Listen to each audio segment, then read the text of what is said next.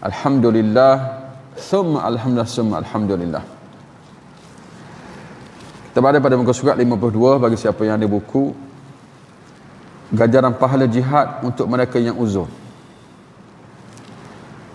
Wa an Abi Abdullah Jabir bin Abdullah Al-Ansari radhiyallahu anhuma qala kunna ma'an nabi sallallahu alaihi wasallam fi ghazatin faqala inna bil madinati la rijalan ma sirtum masira wa la qata'tum wadiya illa kanu ma'akum habashumul mara wa fi riwayatin illa syarakukum fil ajri. Daripada Abu Abdullah Jabir bin Abdullah Al-Ansari radhiyallahu anhuma, beliau berkata, kami pernah bersama Nabi sallallahu alaihi wasallam dalam satu peperangan. Kemudian baginda bersabda, sesungguhnya di Madinah ada beberapa orang yang tidak ikut berperang. Namun tidaklah kalian melewati jalan atau menyeberangi lembah, melainkan mereka sentiasa bersama kalian. Mereka tidak ikut berperang kerana sakit. Dalam riwayat lain menyebutkan, melainkan mereka selalu menyertai kalian dalam memperoleh pahala. Hadis riwayat Muslim. Rawahul Bukhari an Anas radhiyallahu anhu qala raja'na min ghazwati Tabuk ma'an Nabi sallallahu alaihi wasallam faqala inna aqwaman khalafna bil madinati ma salakna syi'ban wala wadiyan illa wa hum ma'ana habashumul uzur. Diriwayatkan juga oleh Al-Bukhari daripada Anas radhiyallahu anhu, beliau bercerita, kami kembali dari perang Tabuk bersama-sama Nabi sallallahu alaihi wasallam. Lalu baginda bersabda, sesungguhnya ada beberapa orang yang kita tinggalkan di Madinah. Namun tidaklah kita menempuh jalan di pergunungan atau menyeberangi lembah, melainkan mereka sentiasa menyertai kita. Hanya sahaja mereka tertahan oleh uzur, yakni halangan syar'i. Jadi bahagian sekalian, kita sentuh pada pagi ini berkenaan dengan ganjaran pahala yang diperolehi oleh sebahagian daripada kita walaupun dia tidak buat apa yang kita buat. Itu yang peliknya. Kita bersungguh-sungguh ulun lakukan amal ibadah, contohnya datang ke surau, sembahyang, lepas tu berdoa lagi, berzikir lagi, duduk dalam kuliah lagi, tapi mereka tak datang pun dapat pahala juga, sama macam kita dapat, tak kurang pun. Ada kumpulan macam ni. Kumpulan macam manakah itu? Atau hadis ini menceritakan pasal itu. Baik. Hadis di atas menyatakan bahawa terdapat dalam kalangan orang beriman yang tidak keluar berjihad tetapi masih mendapat pahala. Mereka tetap diberikan ganjaran disebabkan hati mereka sentiasa menginginkan jihad. Jadi clue yang pertama di sini, walaupun mereka tidak terlibat dalam amalan yang orang ramai buat itu, mereka ada niat untuk bersama dengan mereka. Itu clue yang pertama, ataupun ilmu kita yang pertama, kena ada niat. Niat untuk bersama. Nak datang sebenarnya, dia nak datang sebenarnya, tapi tak boleh datang, ada halangan tertentu. Jadi dia akan dapat pahala. Cuma nanti ada pendetailannya. Adakah dapat pahala semuanya, dapat pahala sebahagiannya, itu dia tengok keadaan situasi orang itu. Hadis ini diceritakan oleh dua orang sahabat, iaitu Jabir bin Abdullah dan Anas bin Malik radhiyallahu anhum. Mereka berkata bahawa mereka pernah mengikuti Nabi Muhammad SAW berperang. Anas radhiyallahu taala anhu menyatakan bahawa peperangan tersebut ialah peperangan Tabuk. Jadi kisah ini berkait rapat dengan peperangan Tabuk. Dia sebut pulang dari peperangan ni, peperangan Tabuk tu. Nanti kita akan sentuh. Dia beritahu di sini perjalanan jauh ke Tabuk itu memerlukan mereka untuk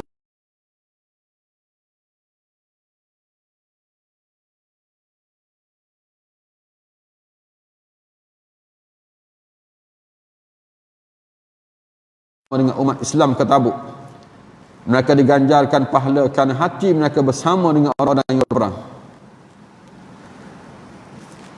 Walaupun mereka tidak pergi, nak pergi ke Tabuk ni, dia bukan calon-calon jalan, bukan macam jalan sekarang ni. ada jalan raya atau boleh naik flight ke pergi ke utara ke, naik helikopter, mereka jalan kaki, mereka naik unta, mereka naik kuda. Jadi penuh dengan susah payah untuk sampai ke Tabuk. Jadi orang duduk di Madinah tu yang tak pergi dapat pahala yang sama. Itu kehebatan mereka itu. Tak kurang pun pahala mereka. Walaupun tidak susah payah seumpama orang yang pergi ke Tabuk. Begitu juga orang-orang beriman yang tinggal di Madinah sentiasa mendoakan dan membantu untuk menjaga anak dan keluarga yang ditinggalkan. Mereka juga membantu untuk menjaga keselamatan keluarga orang-orang yang berhijrah ketika berlaku kesusahan. Minta tambahan lagi. Bukan setakat dengan niat mereka nak pergi. Tapi mereka berada di Madinah ni pun ada tugasnya. Yang mereka tak pergi itu ada sebab. Disebutkan di sini antara tugasnya, mereka ditugaskan untuk menjaga keselamatan Madinah. Menjaga ahli keluarga. Dan mereka tolong juga memberi kelengkapan untuk pergi itu. Dalam konteks kita ni, tidaklah sampai tahap untuk pergi berjihad kita sekarang ni, tak sampai tahap ni. Tapi banyak sudut-sudut yang lain kita boleh terlibat. Contohnya, rakan-rakan kita, jiran-jiran kita nak pergi ke Mekah. Jadi kita boleh membantu mereka. Sama ada bantu dari segi kewangan, bagilah sikit banyaknya, ataupun kita bantu keluarga dia. Jadi susah payah dia nak pergi ke Mekah itu sudah pasti ganjaran yang kita akan dapat bila kita bantu mereka, dapat sama dengan mereka dapat. Makan minum keluarga dia, kesihatan keluarga mereka yang mereka tinggalkan itu, anak-anak, siapa nak ambil tahu. Jadi kita tolong. Kalau kurang tanya khabar, kalau boleh lagi kita minta mereka bagi tahu kita. Kalau ada keperluan apa nak tolong beli, nak apa ke, kita boleh tolong belikan. Jadi kita akan dapat pahala juga. Dan kalau siapa yang nak pahala lebih lagi, dia boleh sponsor. Tu siapa yang kaya lah, siapa yang ada duit. Siapa yang dah banyak kali dah pergi Mekah, buat umrah, buat haji ni. Jadi kalau dia sponsor orang lain pula pergi buat haji, pergi buat umrah, dia akan dapat pahala yang sama. Dia tak pernah lelah apa. Dia tak payah pergi tawaf, tak payah bersesak payah. Tapi dia akan dapat pahala sebab dia yang sponsor itu. Itu teknik yang lain. Selain yang kita nak, kita buat sendiri, itu dapatlah pahala sekian-sekian. Kita juga dapat pahala yang sama kalau kita hantar orang lain yang pergi buat perkara tersebut. Tapi atas apa? Kewangan kita. Golongan tersebut tidak dapat bersama-sama dalam peperangan disebabkan mereka tidak mempunyai kenderaan serta ada yang uzur dan sakit. Khususnya yang ditugaskan berada di Madinah. Oleh hal yang demikian mereka tidak keluar berjihad. Namun begitu Allah tetap memberi pahala jihad disebabkan niat dan hati mereka yang ikhlas. Yang andai kata mereka itu tak ada masalah, tidak uzur, tak sakit, tak ditugaskan, mereka akan pergi. Jadi di sinilah mengajar kepada kita yang kita selalu duduk sebutkan, beza antara niat dengan qasad. Niat kita kena qasakkan, konsentrate sungguh-sungguh untuk kita melakukan kalau kita mampu. Sebab setengah-setengah ulama dia tidak mempersetujui semata-mata dengan niat sahaja dapat pahala. Mereka mengatakan niat berserta dengan qasad barulah dapat pahala. Beza sikit. Niat semata-mata ni kita boleh niat macam-macam. Macam hari ni nak niat buat apa? Kita nak dah hadir ke sini, alhamdulillah hadir. Kita nak baca Quran lepas ni. Kita nak baca maksurat. Kita nak pergi pasar. Kita nak main basikal. Kita nak pergi mana? Nak pergi ambil anak, nak pergi tengok anak kat asrama, nak hantar barang. Macam-macam niat ada. Tapi tak semua itu yang menjadi, khususnya dalam beramal ibadah. Niat ada tapi tak menjadi. Tapi yang bab keduniaan asyik jadi. Nak pergi pasar jadi. Nak pergi main jadi, nak pergi tempat anak jadi. Tapi nak baca maksurat tak jadi-jadi. Nak baca Quran tak jadi-jadi. Niat sama, tuan sama. Habis kenapa begitu? Sebab kita tak qasad. Yang dunia ni kita niat dan kita fokus nak buat sungguh. Sebab tu dia jadi. Kita concentrate, fokus. Memang nak buat sungguh. Nak buat, nak masak jadi sungguh masak. Nak makan jadi sungguh makan. Sebab bukan kita niat semata-mata, kita bulatkan hati kita, memang kita nak buat sungguh. Jadi ahli ulama tadi mereka mengatakan yang dapat pahala ni yang kosak, yang niat semata-mata tak dapat pahala. Jadi kita kena beringat jugalah apa yang kita niatkan itu kosak kan, biar khuruj minal khilaf, jadi keluar daripada khilaf itu. Bagi ulama yang biasa-biasa dia kata dapat pahala, niat dapat pahala dah. Niat nak pergi umrah tahun ni 10 kali pahala dapat tapi Allah tahu. Sebab tu kita kena kosakkan. Memang kita dah buat suruh tapi tak boleh buat sebab terhalang. Ada uzur-uzur, ada masalah. Tu tak boleh pergi. Tiba-tiba Arab Saudi tutup. Tak boleh pergi umrah pula. Dapat pahala lah, free dapat pahala ketika itu. Memang nak pergi sungguh. Itu maksudnya. Jadi sekarang ni niat dan bulatkan memang kita nak buat sungguh. Andai kata kita tak ada halangan. Selain itu hadis di atas juga menunjukkan bahawa Allah Subhanahu Wa Taala akan memberikan pahala jihad kepada orang-orang yang bersimpati serta menolong dan membantu mereka yang berjihad. Mereka tidak berjihad ini sebabkan mempunyai keuzuran atau ditugaskan untuk menjaga Madinah. Tak sama juga dengan orang yang membantu, yang menolong. Kalau kita tak boleh pergi, tak boleh ikut serta, kita boleh bantu. Beri kewangan tertentu, bajet tertentu, ataupun apa juga perkara yang kita boleh berikan, kita akan dapat pahala juga. Sebagai contoh, suatu perang Tabuk Rasulullah SAW memberikan arahan kepada Sayyidina Ali karamallahu wajhah untuk menjadi penggantinya menjaga Madinah. Ketika Nabi sudah berjalan jauh, Sayyidina Ali karamallahu wajhah mengejar baginda sallallahu alaihi wasallam kerana orang munafik mengatakan bahawa beliau seorang yang penakut disebabkan tidak ikut berperang.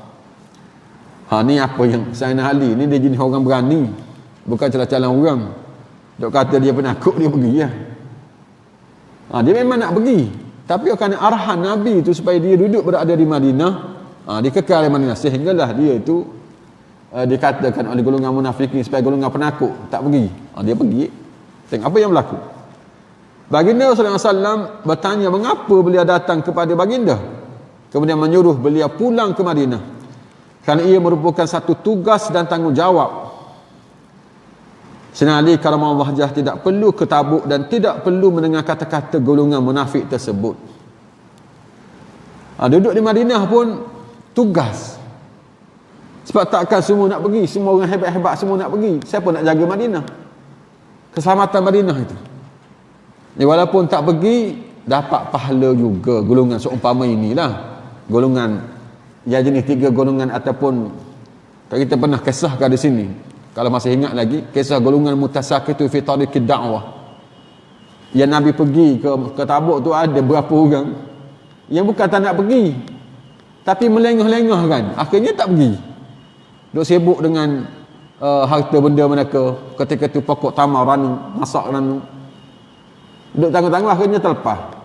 Tu menyesal tak sudah-sudah mereka itu. Malahnya golongan Syiah menjadikan dalil daripada sirah ini bahawa Sayyidina Ali karamallahu wajhah lebih layak menjadi khalifah berbanding sahabat yang lain. Hal ini demikian kerana terdapat satu hadis yang disabdakan oleh baginda sallallahu alaihi wasallam, "Anta minni bi manzilati Harun min Musa ila annahu la nabiyya ba'di." Kedudukan kamu wahai Ali di sisiku seperti kedudukan Harun di sisi Musa. Apa yang berbeza hanyalah sudah tiada nabi yang diutuskan setelahku.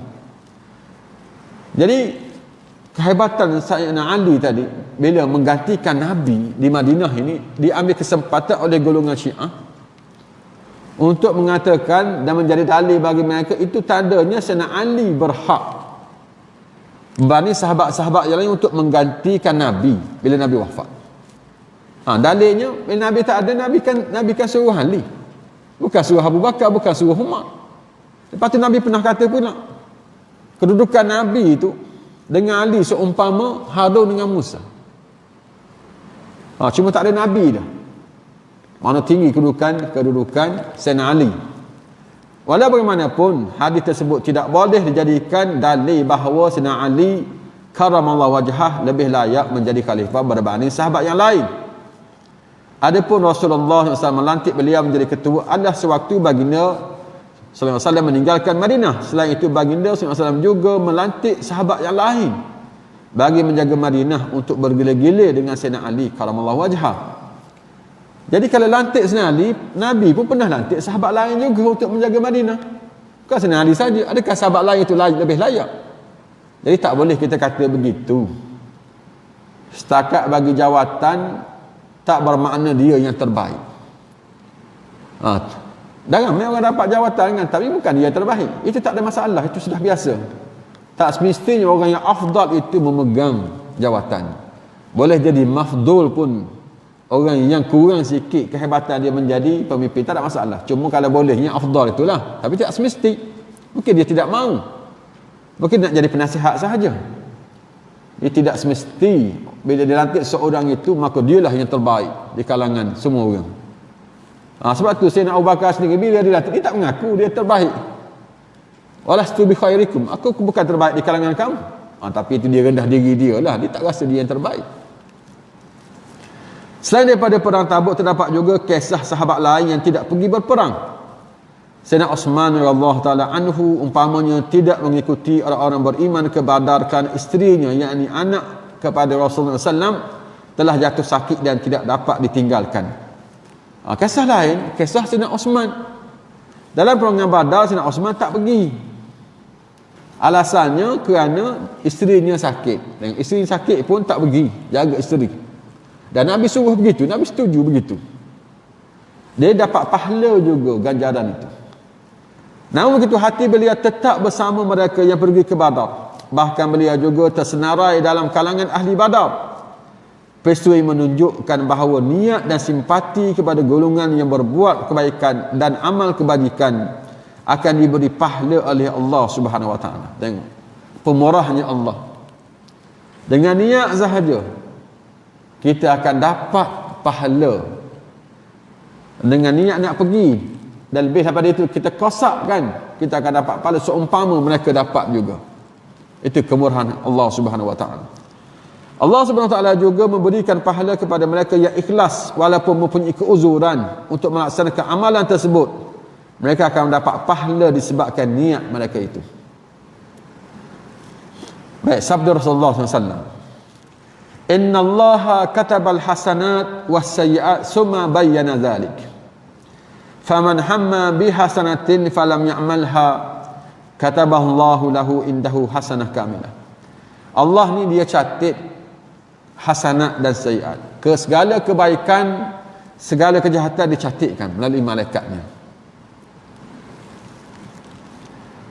Jadi kita kalau kisah-kisah macam ni ataupun hadis-hadis macam dalil macam ni bagi setengah-setengah alim ulama menakutkan mereka, takut mereka. Bila ada peringatan Allahu Akbar, segala apa yang kita buat ni akan dicatat, akan ditulis. Memang begitu. Baik kebaikan sekecil mana pun, tadi Imam dah baca. Begitu juga dengan kejahatan sekecil mana apatah lagi yang besar akan dicatat, akan ditulis juga. Semua itu. Kemudian faman hamma bi hasanatin falam ya'malha kataballahu lahu indahu hasanah kamilah. Siapa yang berhasrat untuk buat kebaikan tapi tak buat, Allah tulis baginya hasanah kamilah, dapat satu pahala yang sempurna. Niat nak buat baik tapi tak buat, dapat pahala satu. Ini dalil yang kita bahaskan tadi, dalil dia. Siapa niat nak buat baik tak buat, dapat pahala satu lah. Itu basic. Faman huwa hamma biha fa'amilaha katabahallahu lahu indahu 10 hasanatin ila 700 da'fin ila ad'afin katsirah. Siapa yang berhasrat untuk buat baik tadi kemudian dia buat sungguh, Allah akan tulis baginya 10 pahala kebaikan. Dan Allah boleh tambahkan lagi hingga 700 dan berganda-ganda lagi. Tengok, terlalu baik Allah Subhanahu wa taala. Siapa niat dan buat dapat 10. Boleh pergi 700 dan lebih daripada itu lagi. Dia berganda-ganda kebaikan. Sebab tu pahala kita nak banding dengan umat dulu, walaupun umat dulu lebih lanjut usia daripada kita, banyak pahala kita. Amalan yang sama tapi pahala kita lebih banyak daripada mereka. Allah beri kelebihan itu kepada umat kita, umat Nabi Muhammad SAW dan kita semua lah. Umat dulu umur dia berapa ratus tahun. Kita duk main 60, 70, bawah 100 je biasanya. Mereka tu berapa puluh ratus tahun, 100 tahun, 1000 tahun. Tapi kita masuk syurga dulu. Disebabkan pahala kita, bukan kerana kita ni mujarab semata-mata kita umat Nabi Muhammad masuk syurga. Tidak. Mesti ada sebabnya. Sebabnya kerana pahala kita lebih banyak daripada mereka. Tengok buat ni sahaja dapat 10, dapat 700 dah. Satu baru kalau banyak buat amal ibadah. Digandakan dengan begitu rupa oleh Allah Subhanahu wa taala. Nah, sebaliknya pula wa man hamma bisayyi'atin falam ya'malha katabahallahu lahu indahu hasanah kamilah. Siapa yang berhasrat untuk buat jahat tapi tak buat, Allah tulis baginya hasanah kamilah. Dapat pahala pula. Siapa niat buat jahat tak buat jahat dapat pahala. Dapat satu pahala. Tengok pemurah sungguh Allah, niat buat jahat, kan dia jahat tu tapi tak buat je, dia dapat pahala. Jadi ni satu cara untuk kita dapat pahala lah. Tapi jangan rancang tak jadi Tuhan tahu. Masuk rancang ni macam ni, kita dah tahu kaedah ini kan, siapa niat buat jahat tak buat je dapat pahala. Kita pun hari ni kita niat 10 buat jahat. Nak minum arak 1, lepas tu nak pergi rompak bank, lepas tu nak pergi mencuri, tapi tak buat pun dapat 10 pahala. Tak boleh, Tuhan tahu. Bukan begitu maksudnya. Siapa yang berhasrat, berhasrat sungguh nak buat tapi tak buat. Tak buat itu kerana takutkan Allah. Bukan kerana tak sempat. Bukan kerana ada masalah ada orang tengok, dia kejar polis, tak jadi. Dia tinggalkan dia kerana Allah, baru dapat pahalanya. Dan perbahasan yang lain pula, siapa yang berhasrat sungguh-sungguh cuma tak berjaya tu kerana ada masalah, dia dapat dosa juga. Perlu ingat. Siapa yang niat nak buat jahat, kosak nak buat jahat tapi tak boleh buat, dapat dosa juga. Bukti, kita pernah dengarkan hadis Nabi. Hadis Nabi, 2 orang yang bergaduh, A bunuh B. Nabi kata dua-dua masuk neraka. Nabi kata, sahabat-sahabat tanya, tak apalah masuk neraka sebab A bunuh B, tapi kenapa B masuk neraka juga? Nabi kata kalau A tak bunuh B, B bunuh A. Nabi kata kalau A tak bunuh B, B bunuh A, memang dua berhasrat nak bunuh saudara mereka itu. Sebab tu dua-dua masuk neraka. Hasrat mereka, kosak mereka itu. Tu bahaya juga. Jadi tadi maksiat yang kita nak lakukan itu, kita tinggalkan dia hanya kerana Allah, dapat pahala kita. Malu kepada Allah, bukan kerana halangan-halangan lain. Jangan sampai tahap kita kosakkan bulat, konsentrate nak buat jahat ni. Buat baik tak apa.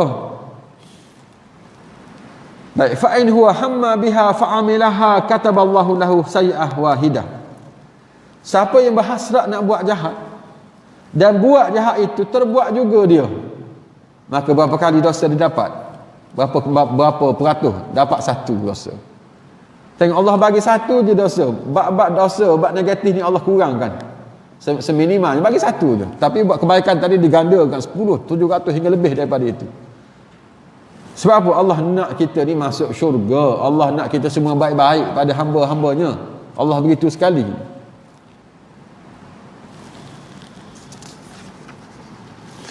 Begitulah besarnya rahmat dan kasih sayang Allah Subhanahu wa taala. Sehingga kan amalan yang baik walaupun baru diniatkan sudah diperoleh pahala. Bahkan jika lakukan akan digandakan pahala tersebut. Niat sahaja kosak dapat pahala dah. Kalau buat lagilah dapat pahala. Namun begitu jika dia berniat untuk melakukan kejahatan, tidak akan dicatat sehinggalah seorang itu melakukan kejahatan tersebut, baru akan ditulis sebagai 1 dosa.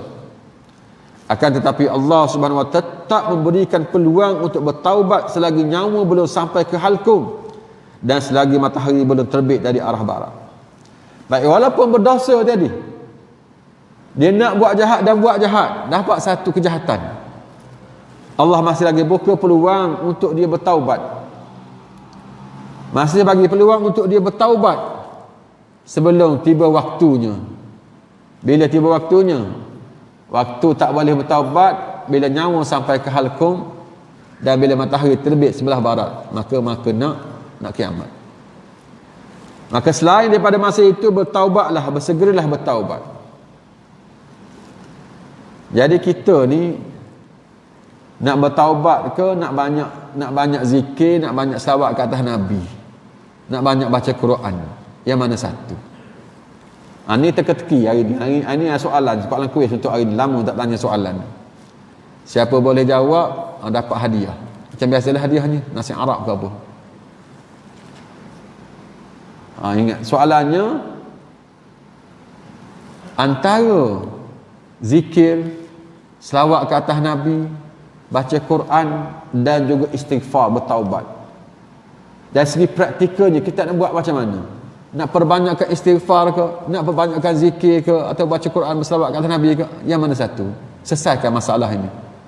Macam ni kalau orang mari tanya kita, saya ni dulu semua tu banyak kelebihan. Istighfar banyak kelebihannya. Bila kita cerita pasal istighfar, selawat ke atas Nabi banyak kelebihannya, zikir pun banyak kelebihannya, baca Quran pun banyak kelebihan. Jadi saya nak buat yang mana satu ni? Saya nak buat yang mana satu? Nak perbanyakkan mana? Nak banyak istighfar ke, baca Quran ke, zikir ke? Jadi jawab soalan ini. Kita dah rasa dah hurai dah dulu-dulunya. Cuma siapa yang ingat satu catik tu saya boleh jawab. Dapat hadiah nasi Arab. Pakai WhatsApp tak apa, jawab dalam WhatsApp hantar kat saya sendiri, siapa nombor telefon ke, atau jawab kat mana-mana, saya akan tengoklah siapa yang paling atas paling cepat tu, dia pemenang. Ataupun dalam Facebook, siapa yang melihat Facebook boleh jawab dalam Facebook. Tak apalah, 3 orang pun tak apa, yang jauh-jauh pun tak apa. Jauh-jauh tu nasi Arab tak boleh lah, kita hantar buku lah, e-book ke apa ke. Baik, itu soalan untuk hari ni, kuis. Baik, walaupun begitu masih ramai manusia di dalam neraka berbanding syurga. Begitulah sikap manusia yang kufur. Walaupun rahmat Allah itu luas, mereka tetap tidak menghargai kurniaan yang diberikannya. Baik, kelebihan Allah, Allah maha pengasih, maha penyayang, pengampun dia. Tapi kenapa ramai juga manusia dalam neraka? Allah dah buka dah pintu-pintu kebaikan. Dia tutup dah pintu-pintu kejahatan tu. Pahala banyak, dosa sikit. Niat nak buat baik dapat pahala dah, niat buat jahat tak dapat lagi. Tapi kenapa manusia ramai masuk neraka? Ni salah siapa? Ni salah diri sendiri, tak boleh nak salahkan orang lain dah. Salah diri sendiri. Allah begitu baik dah. Markah tak sama dah baginya. Yang baik-baik markah banyak-banyak, berganda-ganda. Yang jahat markah sikit-sikit, tapi banyak markah sikit manusia ni. Inilah manusia yang tidak pandai, tak erti bersyukur, tak kenal budi. Nak kata yang berat-berat lagi jenis apa, semua masuk ke dia. Jenis gong, nak kata jenis tak erti, jenis bodoh ke jenis apa, ni malah manusia. Tapi menyesal lah, nanti menyesal. Yang ramai masuk neraka ramainya, sedangkan pintu syurga tu luas. Mereka tetap tidak menghargai tu apa yang Allah berikan, tak harga juga. Allah bersifat memang baik sungguh. Mudah-mudahan kita tak termasuklah, kita ni pulunlah, bersungguh-sungguhlah. Anda kata tersilap langkah pun kan kita boleh bertaubat. Segeralah kita bertaubat. Di samping itu, hadis di atas juga menjadi dalil yang kuat tentang keadaan Rasulullah SAW ketika dalam perjalanan ke Tabuk. Tempat tersebut terletak jauh dari Madinah. Jika diukur jarak perjalanannya pada hari ini menjangkaui 1000 km. Hal ini menunjukkan bahawa Tabuk yang terletak di antara Saudi dengan Jordan adalah terlalu jauh. Atau pengorbanan Nabi lah, nak pergi ke Tabuk tu jauh. Sekitar 1000 km. Kita nak balik kampung pun, nak balik Terengganu, balik Kelantan ni 500 km. Itu berapa jam tu? Orang laju tak apalah, kita biasa itu dengan kereta. Mereka ni jalan kaki, naik unta, naik kuda. Berapa lama mereka? Itulah susah payah orang dulu.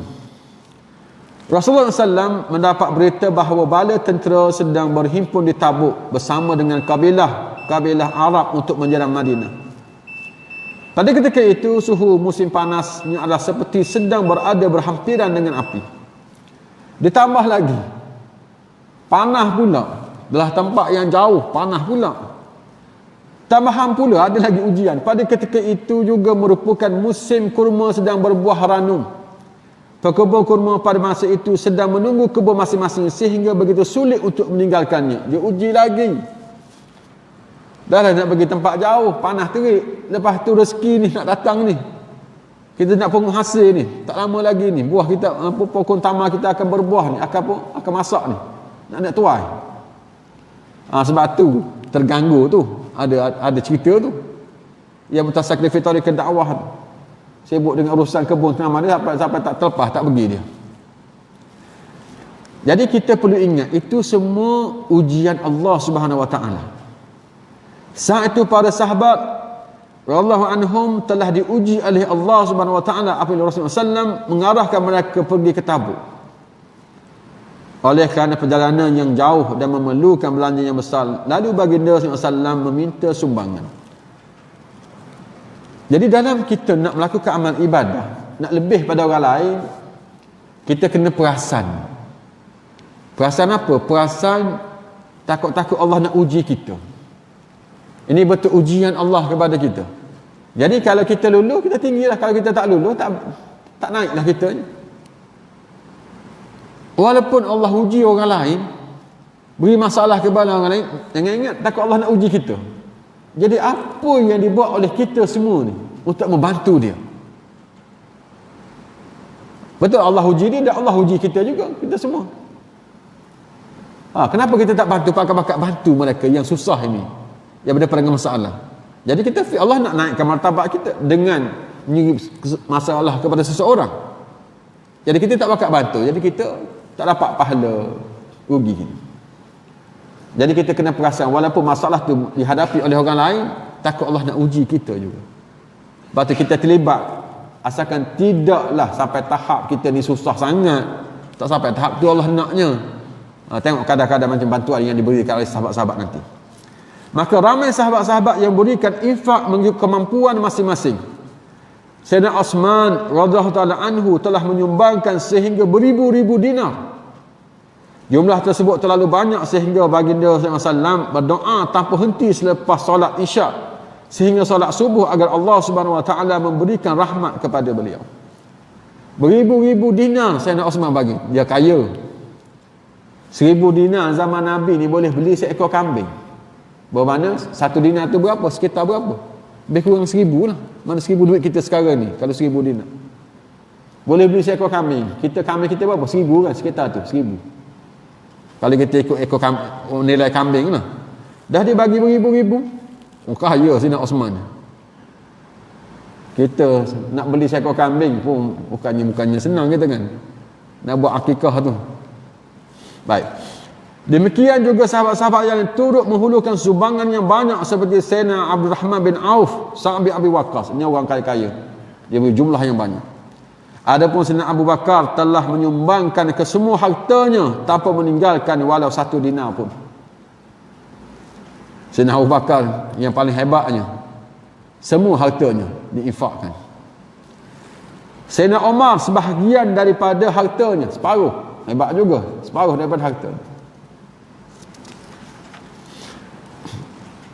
Di mana terdapat juga para sahabat yang miskin memberikan sumbangan sekadar seraut tangan, buah kurma ataupun gandum. Yang lain-lain, yang biasa-biasa ni bagilah sikit-sikit seorang pun. Mana satu genggam ke. Tak kisahlah, asalkan beri juga, bantu juga sikit-sikit. Sebab tu kita kalau kita pakat bekerjasama, bagi sikit seorang je. Kalau kita bekerjasama lah, kita orang Islam ada berapa juta? Kalau ada 10 juta bagi RM1 seorang, tak jatuh miskin kita bagi RM1, ada 10 juta. Teori lah. Siap teori sedap lah cakap, bila praktikal payah. Kalau bagi 10 ringgit seorang, tak jatuh miskin lagi. Bagi orang ada duit tu kan, orang sederhana, tak jatuh miskin 10 ringgit ni. Tapi bermanfaat kepada ummah. Orang-orang munafik mempersendakan para sahabat tersebut dengan tujuan bermain-main. Namun begitu Allah Subhanahu Wa Taala menurunkan ayat untuk memuji mereka yang berinfak walaupun sedikit dan mencela orang-orang munafik yang menghinanya. Apabila tentera umat Islam bergerak menuju ke Tabuk, orang-orang munafik menangguh-nangguhkannya dengan membina sebuah masjid yang indah berhampiran dengan Kuba, iaitu Masjid Dirab. Pengurusi masjidnya ialah Abu Amir Ar-Rahib, itu seorang pemimpin munafik. Jadi sentiasa ada pengganggu-pengganggu ni, golongan munafikin. Mereka nak kalau boleh Islam ni jatuh, Islam tidak naik, biar Islam ni susah dan umat ni susah. Jadi dalam bab ini mereka sengaja melengah-lengahkan Nabi dan sahabat-sahabat lain untuk pergi ke Tabuk. Tapi mereka buat baik, mereka buat masjid. Minta Nabi datang ke masjid ini. Dia menjemput Rasulullah SAW merasmikan masjidnya, akan tetapi baginda SAW menolak dan menangguhkannya pada waktu yang lain kerana mahu menuju ke Tabuk. Hakikatnya tujuan Abu Amir Ar-Rahib mengajak baginda SAW untuk menangguhkan perjalanan ke Tabuk adalah bagi memberikan peluang kepada Rom untuk menyerang Islam. Namun begitu rancangan tersebut gagal kerana Rasulullah SAW tetap berangkat menuju ke Tabuk. Itulah kejahatan mereka. Orang munafikin ini sentiasa ada sampai bila-bila pun. Jangan kita mempunyai ciri-ciri golongan munafikin. Yang kita akan tahu nanti siapa munafikin selepas timbangan. Lepas timbangan, masa tu pun masih bersama lagi dengan orang Islam, orang mukmin. Ketika nak pergi ke titian sirat, nak pergi ke syurga, barulah berpisah. Golongan munafikin tak akan ada cahaya bagi mereka. Mereka panggil saudara-saudara mereka, rakan-rakan ke orang mukmin. Anzirna naktabis min nurikum. Tunggu kami nak cahaya kamu, kami tak boleh jalan. Orang mukmin kata apa? Pergilah ke belakang, iltamisu nura, carilah cahaya, tapi tak ada cahaya. Mereka dipisahkan. Sebab apa?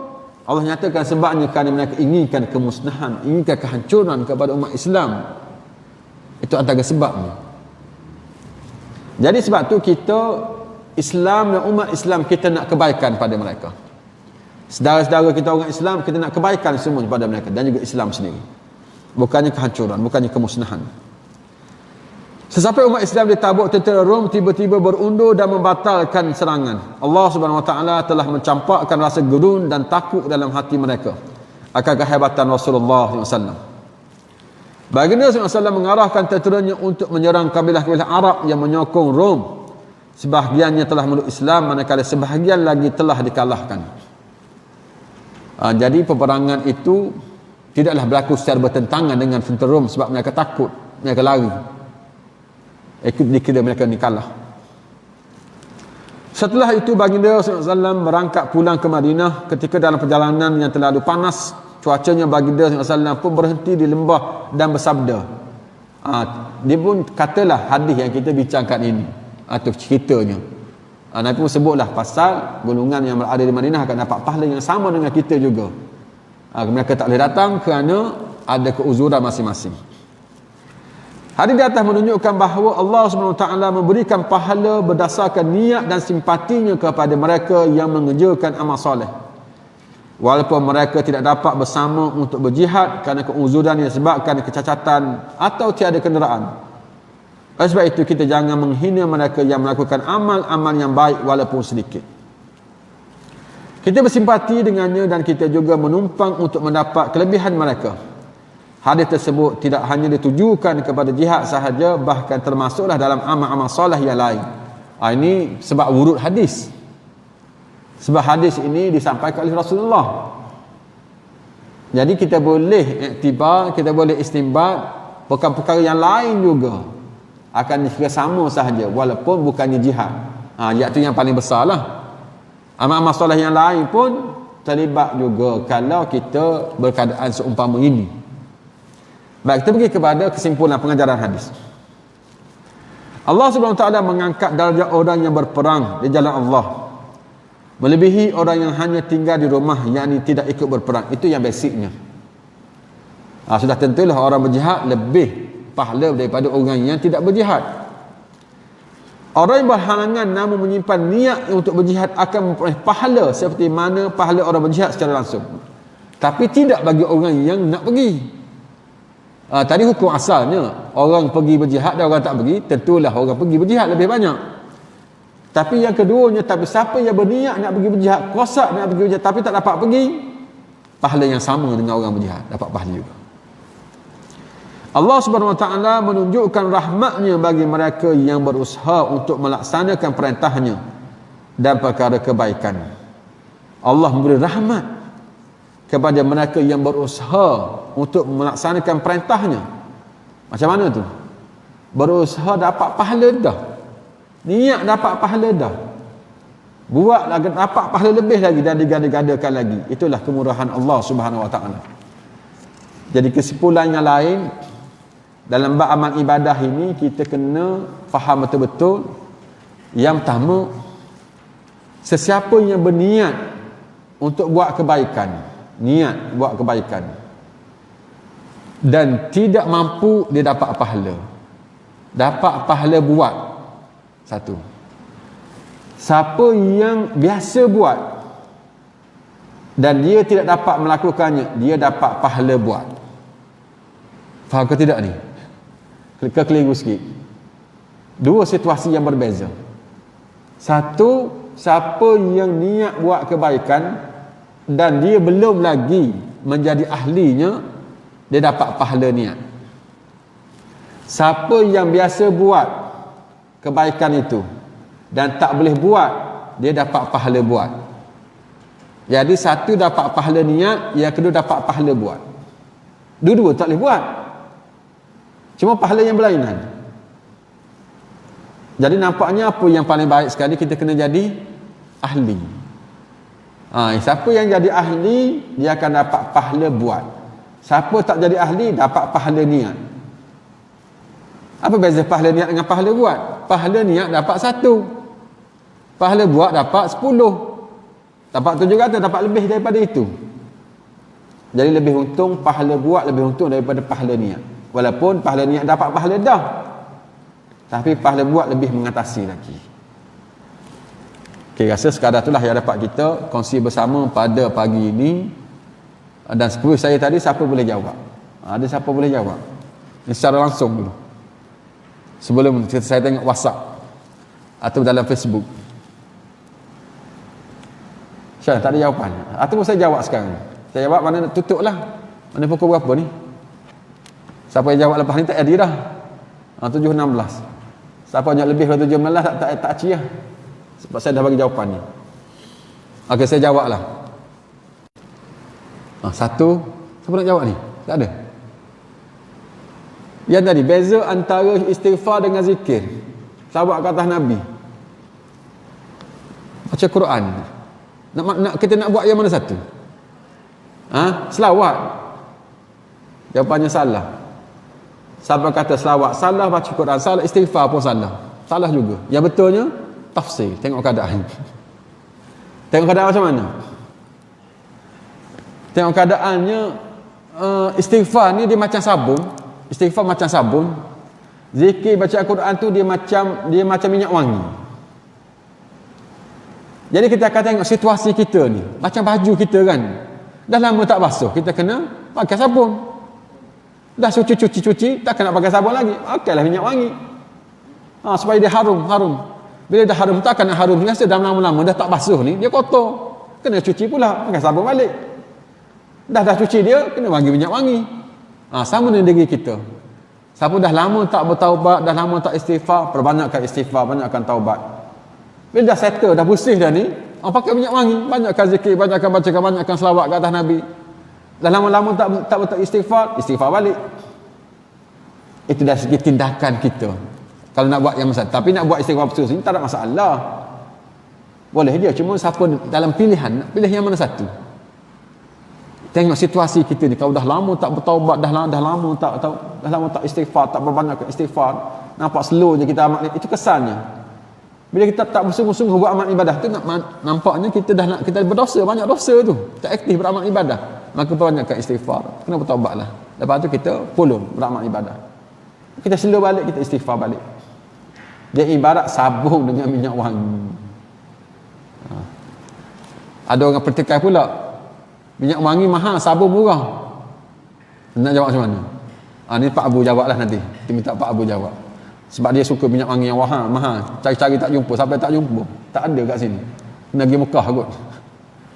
Wassalamualaikum warahmatullahi wabarakatuh.